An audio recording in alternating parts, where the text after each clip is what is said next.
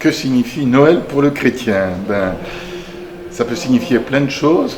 Ça signifie d'abord, je pense, cette nouvelle un peu extraordinaire que Dieu n'est pas loin de l'homme, que Dieu se fait proche des hommes et qu'il se fait comme l'un de nous dans toutes nos fragilités, notre faiblesse.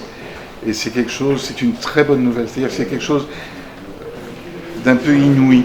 On n'aurait pas pu imaginer ça de Dieu, qu'il se fasse homme, qu'il se fasse l'un de nous.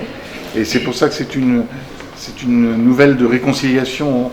En fait, on n'a rien à craindre de lui. Voilà, c'est surtout ça. On n'a rien à craindre de Dieu. En ces jours, la venue du Messie, c'est donc ce message de proximité, de aucune crainte n'est à avoir avec Dieu.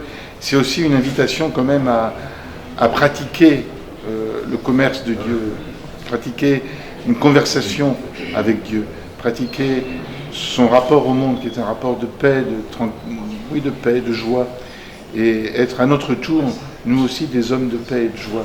Parce qu'il ne suffit pas de se laisser approcher de Dieu, il faut ensuite reprendre cette attitude de Dieu envers les hommes pour nous aussi être des hommes de joie, de paix, de tranquillité, de réconciliation. Voilà. Comment accueillir le Messie chez soi? C'est pas compliqué, il suffit de le laisser rentrer. Pour le laisser rentrer, il suffit de ne pas fermer sa porte, c'est aussi simple que ça. Fermer sa porte, c'est s'enfermer dans la colère, s'enfermer dans les rancunes, s'enfermer dans la haine éventuellement, dans la guerre.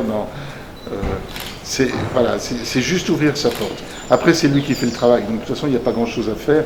Il y a juste à ouvrir sa porte et le laisser rentrer et rendre grâce pour sa venue. Voilà, c'est aussi simple que ça. Alors ça se fait dans la joie, ça se fait dans la paix, ça se fait en famille, ça se fait avec les amis, ça se fait comme on a envie. Mais en tout cas, il suffit d'ouvrir la porte, rien d'autre, rien de plus.